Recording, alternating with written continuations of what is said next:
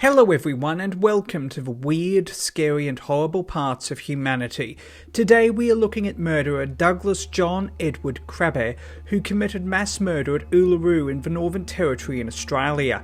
Crabbe was born in 1947 in Perth, Western Australia, and a lifelong truck driver, having commenced driving at the age of 14. He was a father to children. In February 1983, Crabbe was drinking alcohol at the Freeways Roadhouse near Tennant Creek in the Northern Territory. Three youths in a car began giving a young Bowser a hard time, and Crabbe told them that they were a bunch of hoons that led them to swear at him. Crabbe then went over to their car and grabbed a youth through the window of a car, tried to open the door, and then the youth ran away. He then got onto the bonnet and roof of the car and jumped on it in order to entice the youth to come back. Police arrested him, and while Crabbe denied that he had been drinking at the Freeways Roadhouse during his trial and said that his actions were as a result of his shortness of sleep, he pleaded guilty to willful and malicious damage to the vehicle. On the 24th of March 1983, he attended a country and western night at a roadhouse in Curtin Springs in the Northern Territory. While drinking, Crabbe got into an argument with other patrons. The bar manager approached him and asked him to calm down, and the owner of the store also asked him to calm down. A scuffle occurred inside the hotel with others intervening. The scuffle moved outside and a police officer intervened, and Crabbe was held down to the ground. He eventually stopped struggling, and once let up, he was told that if he was well behaved, he could re-enter the roadhouse. After he re-entered the roadhouse, another fight occurred, and then the proprietor and police officer intervened, leading to another struggle. As a result, Crabbe was banned from the pub. While Crabbe noted that he was angry during the second argument and was provoked during the first argument, he would later insist that he was slow to be provoked and not prone to anger, particularly when drinking, as he usually became happier while drinking. On the evening of the 17th of August 1983, Crabbe spent an hour at the Inland Motel bar, which was connected to the Inland Motel, a short distance from the base of Uluru on the eastern side of a rock, where he had his dinner and a few drinks. He was in Uluru to drop cargo off around the construction site of Uluru. At the time, Uluru, 18 kilometres from Uluru, was being built, which was completed and fully operational by late 1984, with the national park around Uluru renamed the Uluru Kata Tujuta, with ownership transferred to the local indigenous population, who leased it back to the National Park Service, now Parks Australia, for 99 years.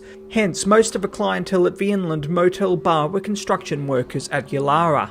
As Crabbe drank, his demeanour changed, and he became belligerent, and when refused a drink, called a bar attendant a bitch and stepped behind the bar to serve himself. Refused service, two of the staff and a concerned patron wrestled him to the floor, with one applying a headlock before he relented and begrudgingly agreed to leave, having been ejected at 12:30 a.m. on the 18th of August 1983.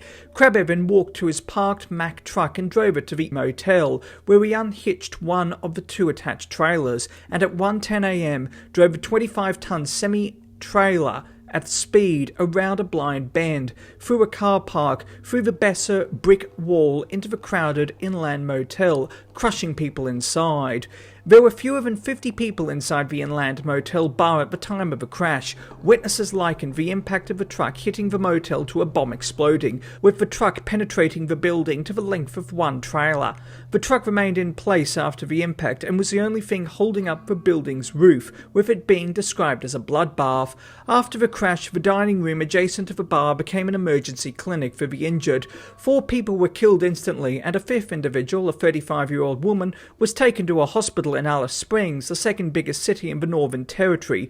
The woman died from sustained severe internal injuries after surgeons worked on her for 5.5 hours in an attempt to save her life. A makeshift morgue was set up for the 2 men and 2 women who died instantly. 16 people were injured in the attack.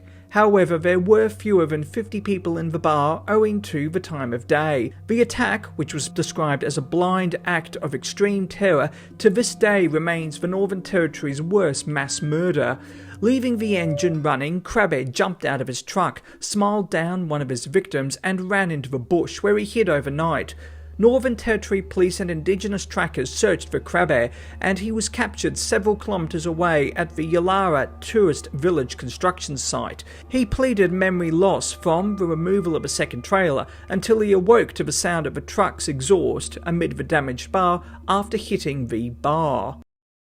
He was convicted of 5 counts of murder by a jury, with the court imposing a mandatory life imprisonment on each count of murder on the 22nd of March 1984, with 5 life sentences to be served consecutively. He appealed to the Federal Court of Australia, which found that the judge at the original trial had made errors in his summing up to the jury, and convictions were set aside and a retrial was ordered. A second trial at the Darwin Supreme Court in 1985 concluded on the 7th of October 1985, with a second jury convicting him of all 5 counts of murder, and once again he was sentenced to 5 consecutive life sentences. He was imprisoned at the Alice Springs Correctional Centre. While in prison, he became a grandfather. In 2004, the Northern Territory's mandatory life means life legislation was repealed, and an automatic 25-year non-parole period was fixed under new laws, which was increased to 30 years later in 2004. In early 2005, Crabbe was moved to Akakia prison near Perth on compassionate grounds to be closer to his sister, following lobbying by his family, with his family residing in Western Australia. On the 18th of August 2013, exactly 30 years since his arrest, at the age of 66, he became eligible for parole, and his first application for parole was rejected on the 5th of September 2013. In 2015, the Western Australian Attorney General Michael Miskin knocked back a further appeal for parole. In 2016, Crabbe once again applied for parole. Survivors insisted that he could reoffend if released from prison. In response, Crabbe's son called a survivor a bitch on social media and told her to get on with her life. Despite recommendations of a Western Australian parole board that he be paroled, the Western Australian Attorney General Michael Miskin overruled the parole board and rejected Crabbe's application for parole. Crabbe will be reconsidered for parole once again in July 2022. If paroled, he will be on parole for the rest of his life. Survivors of the attack have spoken to the media and pleaded for him to remain behind bars, saying that they will not be able to sleep if he is released, with the first police officer at the scene, former Northern Territory Assistant Police Commissioner Mark McAdare, insisting that Crabbe has never shown any remorse for the attack, and he has always attempted to minimise his culpability for what took place. However, Crabbe's family believe that he is reformed, has done his time, and should be able to spend his final years with his grandchildren and children. Exactly why Crabbe committed the worst mass murder in the Northern Territory is unknown, and he has never given his reason. Thank you for watching. Please do yourself a favour and hit that subscribe button and the bell icon to inform yourself of when new videos come out. Also, why not hit that like button and leave a nice comment? It helps more than you know, and your support is truly appreciated. Until next time, stay awesome, stay classy, be kind to everyone you meet, have an amazing day, and remember that truth is always more interesting than fiction.